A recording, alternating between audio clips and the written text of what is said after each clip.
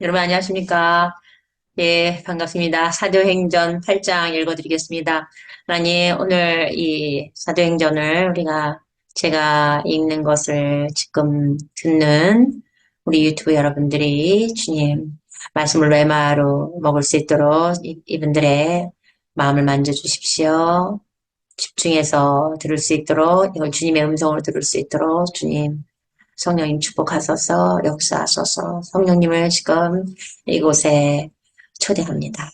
그러면 저는 입술을 열 테니 주님이 말씀하소서. 아멘. 네, 사울은 그를 죽이는데 동조했습니다. 예, 스테반이 지금 죽었죠? 여러분 기억하시죠? 7장 잊어버리시면 안 됩니다. 예, 주님 저희 죄를 저들에게 돌리지 말라 그러면서 거룩한 죽음을 하신 후의 일이에요.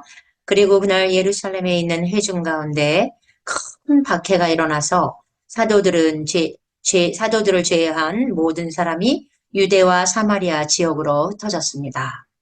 이에 신실한 사람들이 스테반을 장사하며 그를 위해 크게 애곡했습니다.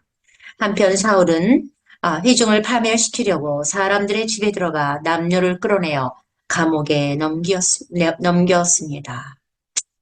네, 사도 바울이 이제 예수님께 회심하기 전에 행동이죠. 그리하여 흩어진 사람들이 유대와 사마리아를 두루 다니면서 그 말씀을 선포했습니다.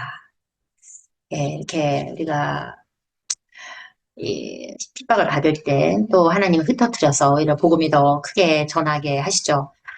항상 모든 게 합력해서 선을 이루시는 걸 볼 수 있네요. 그때 빌립은 사마리아의 도시로 내려가 그들에게 메시아를 선포했습니다. 그러자 무리가 빌립이 전하는 말에 귀를 기울였습니다. 그들은 한 마음으로 빌립이 행하는 표적들을 듣고 보았습니다.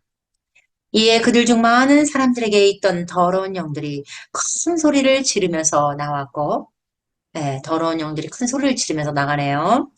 몸이 마비된 자, 이게 다리 저는 사람들 있죠? 저는 자들 다수가 아주 많은 사람이 치유를 받았습니다. 그리하여 그 도시에 큰 기쁨이 있었습니다. 여러분, 기적이 행하면 정말 기적이 일어나면 기쁨이 있죠. 네, 그 기적이 일어나는 것을 반대하는 바리새인 같은 분들이 지금도 많이 있는 게 안타깝죠?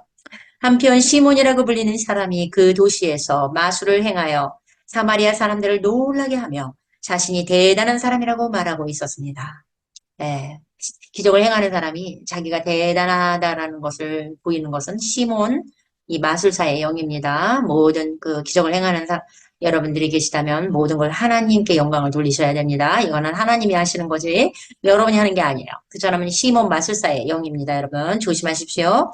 그래서 가장 작은 자부터 큰 자에 이르기까지 모든 사람이 그를 따르며 말하기를 여러분 이런 기적이 일어나면 막 모든 막 높은 사람 낮은 사람이 다 따라요. 이 사람은 크다. 일컬음을 받는 신의 능력이다 라고 말했습니다. 정말 신이다, 신의 능력이다 이렇게 말하고 있었어요. 이 사람은 마술사입니다. 그가 오랫동안 마술로 사람들을 놀라게 하였기에 사람들은 그를 주목하고 있었습니다. 여러분 사람들이 주목하는 사람 다 하나님한테서 온 게 아니니까 조심하셔야 됩니다. 기적 행한다고 막 쫓아다니면 안 돼요. 네. 그런데 사람들이 하나님의 왕국과 메시아이신 예수와에 대한 빌립의 선포를 믿고 남녀 모두가 침례를 받았습니다. 그리고 시몬 자신도 믿고 침례를 받은 후 여러분 여기 포커스 하십시오. 시몬 자신도 믿고 그냥 침례만 받았다고 하지 않아요? 믿고 침례를 받았다고 합니다. 근데 그 동기가 뭔지 굉장히 중요한 걸 우리가 볼 수가 있죠. 정말 겁나는 말이 여기 나옵니다. 계속 빌립과 함께 지냈어요. 믿고 정말 침례를 받았어요. 겉으로 보기엔 야 마수사가 예수를 믿었네. 침례도 받았네. 너무너무 거룩하고 좋아 보이죠? 그러면서 이 사람은 표적과 큰 기적이 일어나는 것을 보고 놀라웠죠. 그냥 자기가 하는 것보다 훨씬 더 큰 기적이 일어났던 걸 볼 수가 있습니다. 그때 예루살렘에 있던 사도들은 사마리아 사람들이 하나님의 말씀을 받아들였다는 소식을 듣고 아, 베드로와 요한을 그들에게 보냈습니다. 그들은 내려가서 사마리아 사람들이 성령을 받게 하려고 그들을 위해 기도했습니다. 아직 그들 중에 아무에게도 성령이 내리지 않았고 단지 주 예수의 이름으로 침례만 받았기 때문입니다. 예, 침례만 받고 성령이 내리지 않을 수 있다는 걸 우리가 볼 수 있네요.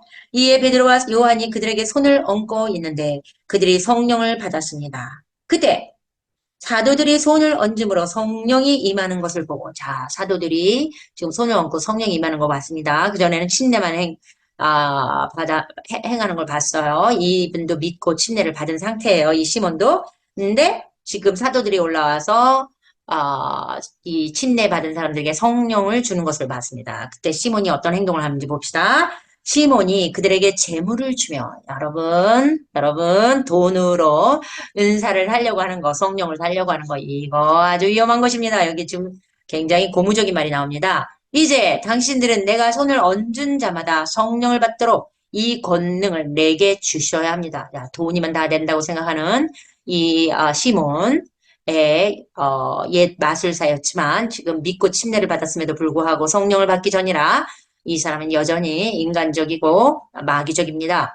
돈으로 모든 걸 살 수 있다고 생각하면서 이 성령을 사려고 하는 이 시몬의 모습을 보십시오. 그럴 때 베드로가 뭐라고 얘기하는지 들어봅시다. 20절. 이에 베드로가 그에게 말했습니다. 당신이 돈으로 하나님의 선물을 얻는다고 믿었으니 당신은 은과 함께 망할 것이요.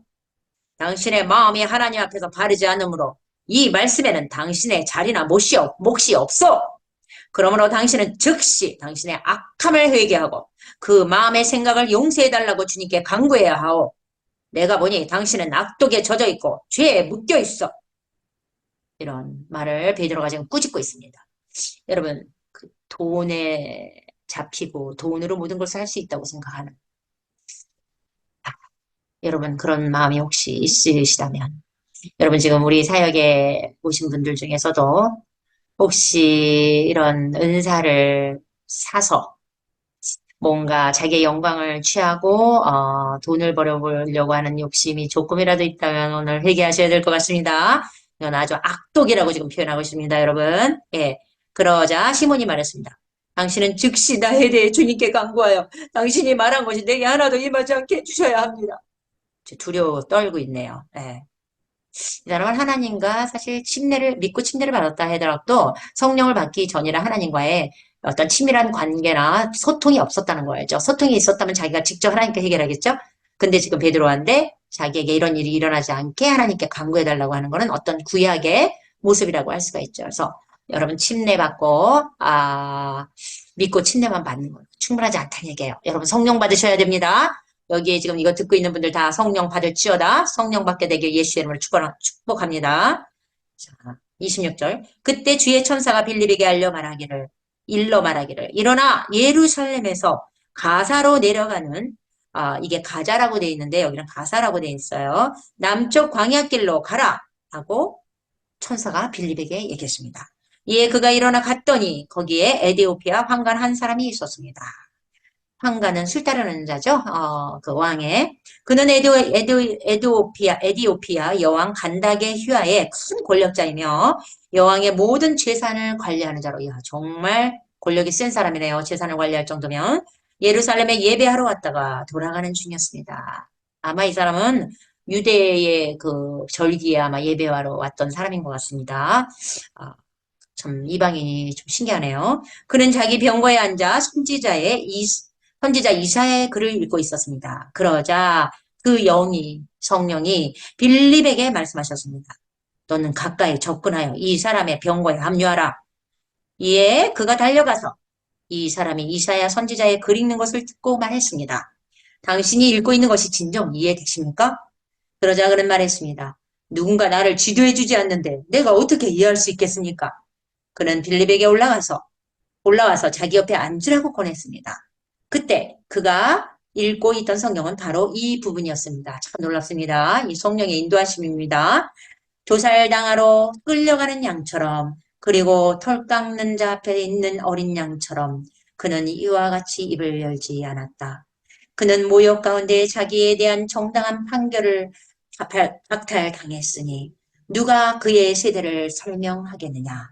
그의 생명이 땅에서 빼앗김을 당했기 때문이다. 이게 사도행전 53장 7절에서 8절인데 이 부분을 읽고 있었던 거예요. 참 묘하죠. 하나님의 안배하심이죠. 이에 황관이 빌립에게 말했습니다. 내가 당신에게 청합니다. 선지자는 누구에 대해 이렇게 말하는 것입니까? 자기 자신입니까? 아니면 다른 사람입니까?